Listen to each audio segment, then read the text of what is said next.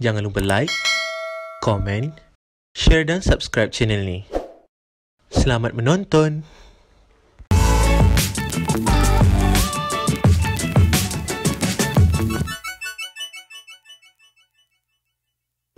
Assalamualaikum, marhaban, ahlan bikum fi qanati. Bagi mereka yang baru sampai ke channel aku share random things tentang bahasa Arab. Dan jangan lupa untuk subscribe channel ni. Pada video kali ni, aku akan kongsikan kepada korang bahasa mana yang patut kita belajar dulu, iaitu sama ada bahasa Arab formal dulu ke, ataupun Fusha, ataupun bahasa Arab tidak formal dulu, iaitu Amiyah. Sebelum tu, kita kena tahu apa beza bahasa Arab formal, iaitu Modern Standard Arabic, atau kita boleh sebut juga sebagai Fusha, dengan bahasa Arab tidak formal, iaitu Amiyah. Jadi seperti bahasa Melayu, bahasa Arab formal ni juga digunakan dalam urusan-urusan formal lah, seperti di dalam kelas, di dalam buku teks, di dalam majalah, berita dan banyak lagi. Dan Amiyah ni merupakan bahasa yang digunakan dalam kehidupan sehari-harian, yang ini spoken Arabic lah, yang dibicarakan tiap-tiap hari lah. Macam kita lah, kita cakap bahasa pasar untuk bahasa Melayu kan. Dan sama juga macam orang Arab, diorang ada bahasa pasar diorang, iaitu kita sebut dialek ataupun Amiyah. Ya akhi, anta kul shay ma fi ma'lum. Shu ma'lum ba'd at-ta? Dan ada beberapa dialek bahasa Arab yang terkenal, antaranya adalah Al-Lahjah Maghribiyah, Al-Lahjah Khalijiyah, Al-Lahjah Urduniyah, dan ada juga Al-Lahjah Misriyah. Shno? Ish, shu. Pada pendapat aku, iaitu antara bahasa Arab formal dan bahasa Arab tidak formal, aku mencadangkan kepada mereka yang baru nak belajar bahasa Arab ni untuk belajar bahasa Arab formal dahulu, iaitu Modern Standard Arabic. So, kenapa kita kena belajar bahasa Arab formal ni dahulu? Okay, yang pertama adalah ia boleh difahami oleh semua negara-negara Arab yang ada. Benda ni logik lah kan, sebab negara Arab ada banyak dan memang bahasa rasmi diorang adalah bahasa Arab formal. Yang membezakan diorang adalah dialek-dialek diorang. Okay, cuba korang bayangkan kalau korang belajar bahasa Arab formal, kalau korang pergi dekat negara Maghribi ataupun Morocco, diorang still boleh faham.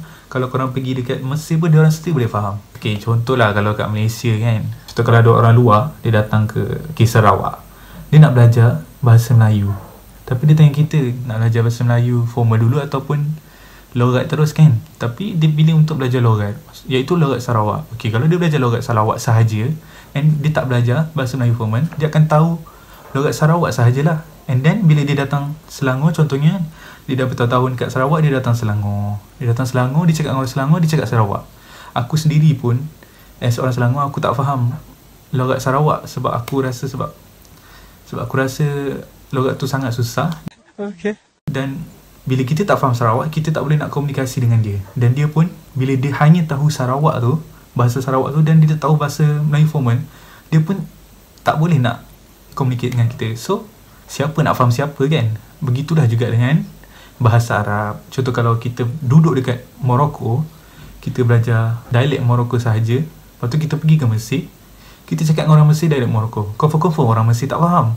أنا تمشيت الحانوت. What does that mean?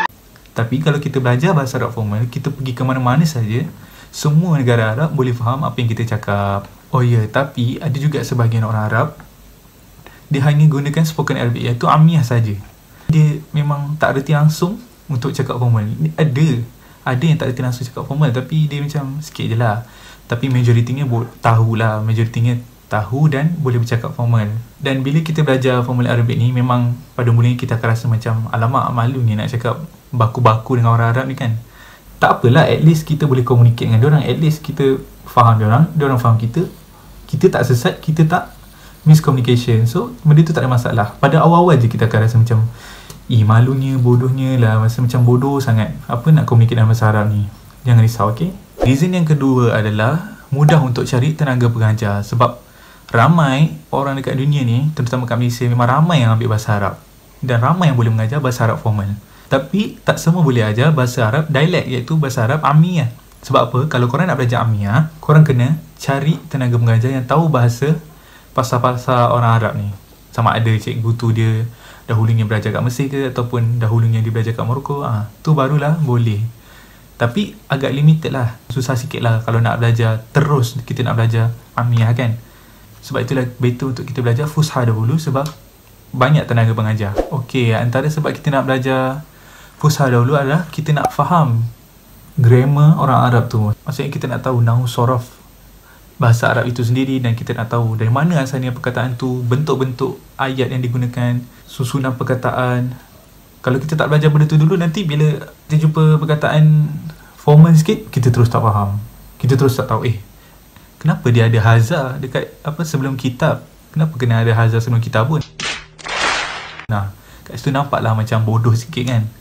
Sebab itulah kena belajar Fusha dulu untuk kita faham grammar, morfologi bahasa Arab tu, bentuk-bentuk ayat, susunan-susunan dia, hukum-hukum dia, mufrad, musanna, jamak. So, tak ada masalah dah lepas tu kalau kita nak belajar dialek. Jadi bila kita dah belajar bahasa Arab Fusha ni, kita dah faham sedikit sebanyak struktur ayat dalam bahasa Arab, kita dah tahu basic tu, kita dah tahu basic ni, barulah kita boleh ke hadapan sikit ataupun into the next level, kita boleh belajar dialek Arab. Table.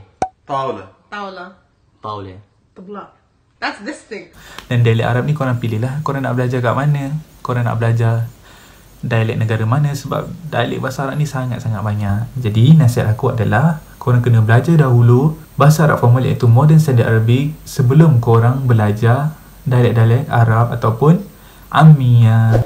Jadi itu saja perkongsian pendek daripada aku. Syukran jazilan ala husni istimaikum wa absarikum. Wassalam.